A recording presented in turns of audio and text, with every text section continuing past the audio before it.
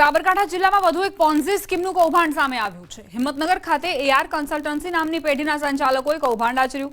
રોકાણકારોને 3 થી 10% સુધીના ઊંચા વળતરની લોભામણી લાલચ આપી હતી। 10 થી વધુ લોકોએ 3 કરોડ 42 લાખ રૂપિયા જેટલી મૂડી રોકાણ કરી હતી। વળતર ન ચૂકવાતા રોકાણકારોએ પોલીસ સ્ટેશન ખાતે લિખિત ફરિયાદ નોંધાવી છે। ફરિયાદના આધારે એઆર કન્સલ્ટન્સીમાંથી મહત્વના દસ્તાવેજો કબજે કરી પોલીસે તપાસ શરૂ કરી। એક ફરિયાદી અને 10 જેટલા સાક્ષી પાસેથી પણ પોલીસે પુરાવાઓ એકઠા કર્યા। રોકાણકારોને પેઢીના સંચાલકો અને એમના એજન્ટો દ્વારા ફોરેક્સ ટ્રેડિંગ કરતા હોવાનું અને તેમાં અનેક ગણું વળતર મળતું હોવાની લોભામણી વાતો કરી રોકાણ કરાવતા હતા। રોકાણકારો પાસેથી અલગ અલગ રકમનું રોકાણ કરાવી 11 માસથી વળતર કે મૂડી પરત ન કરતા હવે પોલીસ ફરિયાદ નોંધાઈ છે। અજય મકવાણા, રાજુસિંહ મકવાણા અને વનરાજ ઝાલા સામે ફરિયાદ નોંધાઈ છે। મારું 17 લાખ રૂપિયાનું રોકાણ કરેલું છે, જે મેં ટુકડે ટુકડે કરી અને પૈસા આપેલા છે જે એ લોકોને પુષ્પરાજસિંહ ભરતસિંહ પરમારને, અને એવું કહેવામાં આવતું હતું અમને કે ભાઈ તમને 3% રેગ્યુલર વ્યાજ મળશે। એ રીતે મેં આપેલા, પણ છેલ્લા 12 મહિનાથી તેઓ મારા સંપર્ક વિહોણા પણ થઈ ગયેલા છે। ઊંચા વળતરની લાલચ આપી અને વિશ્વાસ કરાવી રોકાણકારોના પૈસા રોકેલા, જેમાં 3 થી 10% જેટલું ઊંચું વળતર એમ લોકોને મળશે તેવી હકીકત માટે જાહેરાતો આપી સોશિયલ મીડિયા ઉપર પ્રચાર કરી જે હાલના આરોપીઓ છે એ લોકોએ જાહેરાતો આપેલી। હાલ જે આ એઆર કેપિટલ ને એઆર કન્સલ્ટન્સીની જે મુખ્ય ઓફિસ છે સહકારી જીન 4 રસ્તા પાસે, ત્યાં એ બંધ છે। સુરત ટ્રાફિક પોલીસ ફરીથી વિવાદમાં આવી। ડિંડોલી વિસ્તારમાં રહેતા વેપારી મુકેશ પટેલે ગંભીર આક્ષેપ કર્યા છે। તેમના કહેવા મુજબ તેમના નામે જે ઈ મેમો ફટકારવામાં આવ્યો છે તેમાં જે ફોટો અને વાહન છે તે કોઈ બીજું જ છે। આ ઘટના બાદ હવે ટ્રાફિક વ્યવસ્થામાં બેદરકારી સામે ફરી સવાલ ઉઠી રહ્યા છે। તાત્કાલિક ધોરણે મેમો રદ કરવાની માંગ કરાઈ છે। મેમો રદ નહીં થાય તો કાયદેસરની કાર્યવાહી કરવાની વાહન ચાલકની ચીમકી। ટ્રાફિકના નિયમોનો ભંગ કરનાર વ્યક્તિને સુરત પોલીસ ઈ ચલન આપે છે, પણ ઈ ચલનમાં અનેક છબરડા અનેક વખત જોવા મળ્યા હોય છે। ક્યાંક કોઈની ગાડી હોય છે અને કોઈને મેમો અપાતો હોય છે। ફરી એકવાર આવી જ ઘટના સામે આવી છે। જે ભાઈ ઊભા છે, આપણે સીધા પહેલાં એમની સાથે વાત કરીએ। મોટાભાઈ, આપનું નામ? મુકેશ પટેલ।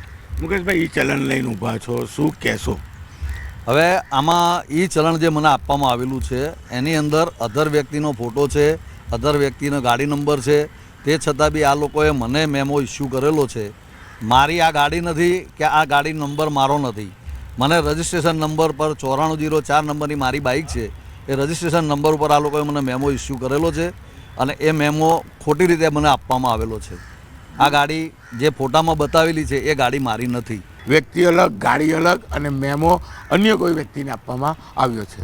કેમેરામેન જીગર ગુગલ સાથે રીતેશ પટેલ, ન્યૂઝ 18 ગુજરાતી, સુરત। અમદાવાદના વસ્ત્રાપુર મધર ડેરી પાસેથી ડિલિવરીના પાર્સલની ચોરી કરાઈ। 1.20 લાખની કિંમતના 59 પાર્સલ અને એક્ટિવાની ચોરીને અંજામ। 1,64,000ની કિંમતની મત્તાની ચોરી કરી 2 આરોપી ફરાર થઈ ગયા। વસ્ત્રાપુર પોલીસે સીસીટીવીના આધારે તપાસ શરૂ કરી છે।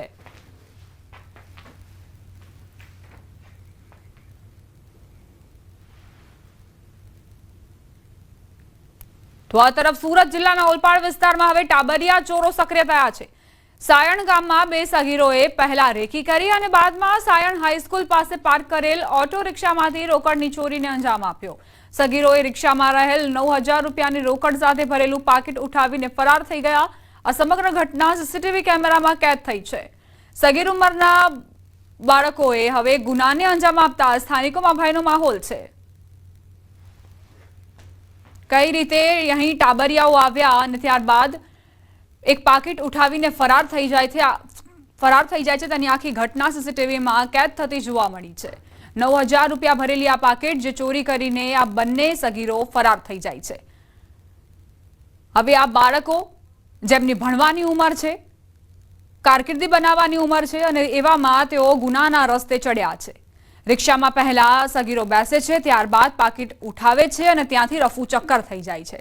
સાયકલ પર એક સગીર જતો જોવા મળે છે, તેની પાછળ એક અન્ય સગીર બેસીને અને ફરાર થઈ જાય છે।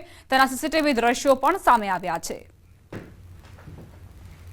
સુરતના ઉધનામાં ચોર ટોળકી ઝડપાઈ। ભીડનો લાભ લઈને ચોરી કરતા તસ્કરો સીસીટીવીમાં કેદ થયા। બસમાં મુસાફર બનીને ચોરી કરતી ટોળકી સકંજામાં આવી છે. ફરિયાદીના પર્સમાંથી 32,000 અને દસ્તાવેજોની ચોરી કરી. પોલીસે સર્વેલન્સ ટીમની મદદથી આરોપીઓને ઝડપ્યા. આરોપી ગુનાહિત ઇતિહાસ ધરાવે છે.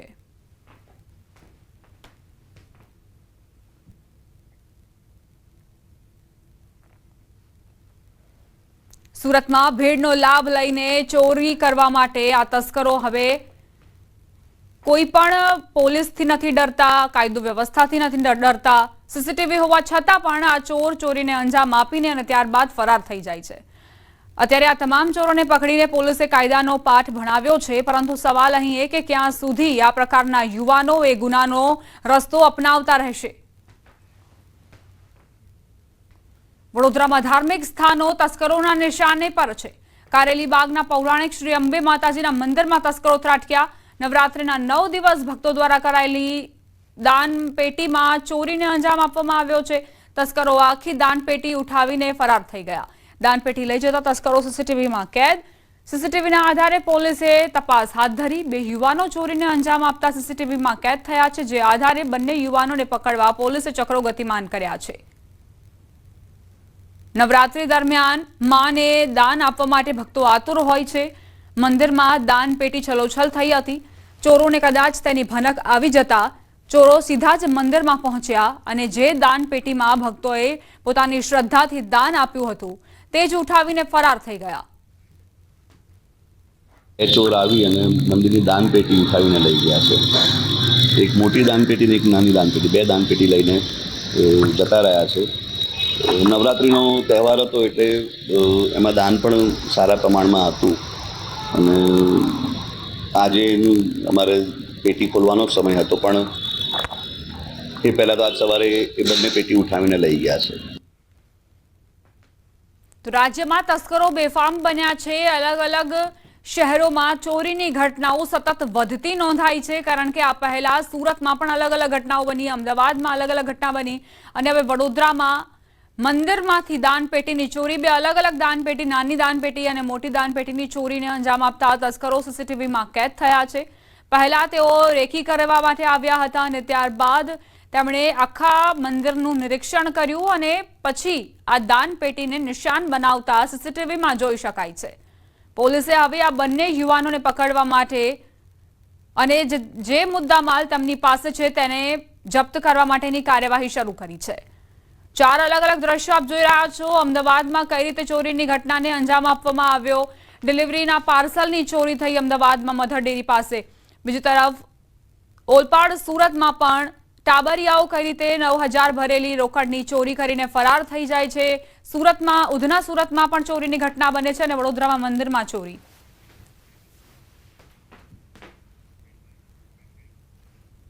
રોકાઈશું એક બ્રેક માટે. આપ જોતા રહો ન્યૂઝ 18 ગુજરાતી.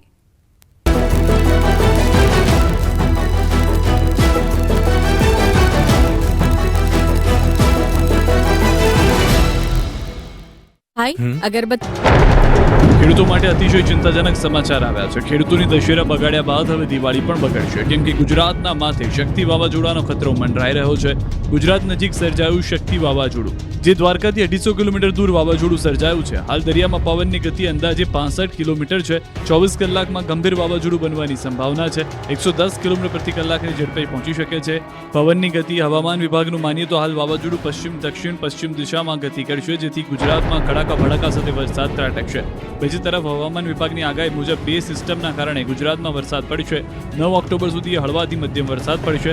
સમગ્ર ગુજરાતમાં પડી શકે વરસાદ. 40 થી 50 કિલોમીટર ઝડપે પવન ફૂંકાશે. અમદાવાદમાં પણ હળવો